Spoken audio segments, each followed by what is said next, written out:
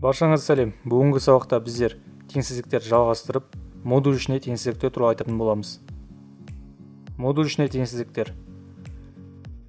Модуль ішіндегі А тең оң сан А, егер А үлкен немесе тең 0-ден болса.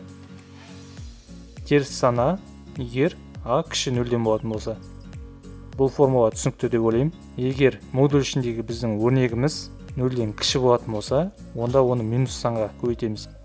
Яғни оны біз оң сан қыламыз. Себебі модульден теріс сан шықпайды. Бірден бір мысал келтірейік. X азайтылған 1 үлкен 3-тен. Оны екі түрмен ашамыз. Ана формулаға байланысты. Яғни ең алдымен X азайтылған 1-іміз үлкен немесе тең 0-ден дейін жағдайын аламыз. Ол кезде біздің X азайтылған 1-іміз оң сан, яғни өзін солай ашамыз. X азайтылған 1 үлкен 3-тен. Осы жерден X-іміз үлкен немесе тең 1-ден және X-іміз қатаң үлкен 4-тен. Осыны біз интервалға саламыз. 1-ден үлкен жағын бояймыз және 4-тен үлкен. Онда үлкен жағын бояймыз. Екеуі бірге боялған жерін біздер жауап ретінде аламыз. Бұл жерде яғни X үлкен 4-тен. Ал енді екінші нұсқасын жазамыз. Яғни X азайтылған 1-іміз 0-ден кіші болған жағдайында. Кіші 0-ден болғанда, онда біздер теріс санға минус 1-ге көбейтеміз. Яғни минусқа көбейтеміз. Минус X қосылған 1. Себебі минус 1-іміз біздің минус пен минус плюс болады. Минус X қосылған 1 үлкен 3-тен. Осы жерден X-іміз кіші 1-ден және X-іміз кіші минус 2-ден. Оларды интервалға саламыз. Минус 2-ден кіші жағын бояймыз және 1-дің кіші жағын бояймыз. Осы жерден екеуінің қиылысқан жерін жауап ретінде аламыз. Бұл жерде яғни минус шексіздіктен минус 2-ге дейін. Біздің жауабымыз ол X кіші минус 2-ден және X үлкен 4-тен. Яғни минус шексіздіктен минус 2-ге дейін 4-тен плюс шексіздікке деген жауапты аламыз. Тағы бір мысал келтірейік. Егер X азайтылған 1-іміз кіші 3-тен болған жағдайда.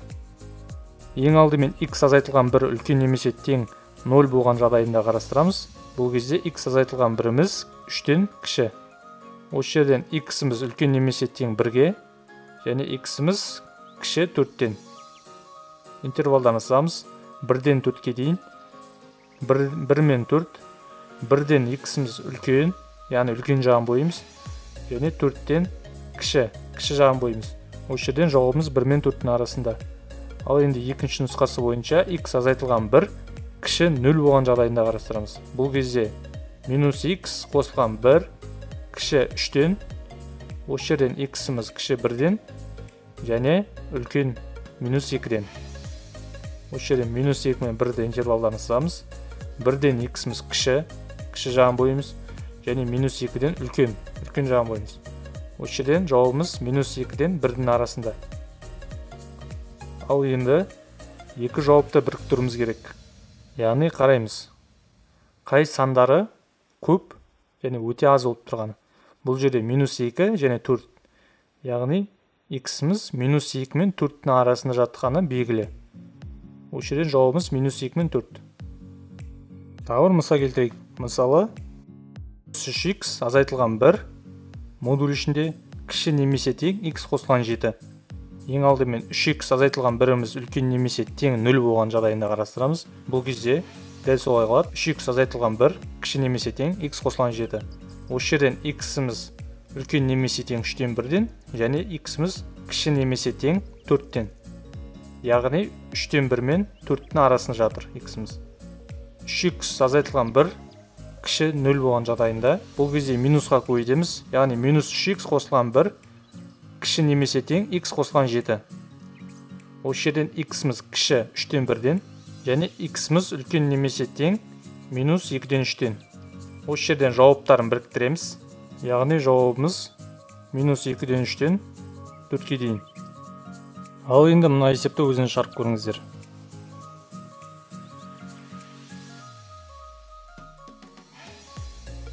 Сіздерде былай шығу керек. ең алдымен x азайтылған 2 үлкен немесе тең 0 жағдайында қарастырамыз. Ол кезде x азайтылған 2 үлкен 3-тен, осыдан x-міз үлкен немесе тең 2-ден, x-міз үлкен 5-тен болады. Интервалдарын табамыз.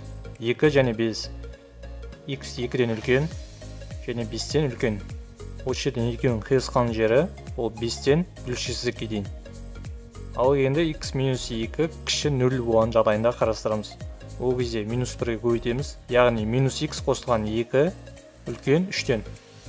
Осы жерден x кіші 2-ден және осы жерден минус x үлкен 1-ден x сыналында минустан құтылу үшін ол кезде x кіші минус 1-ден деп жазамыз.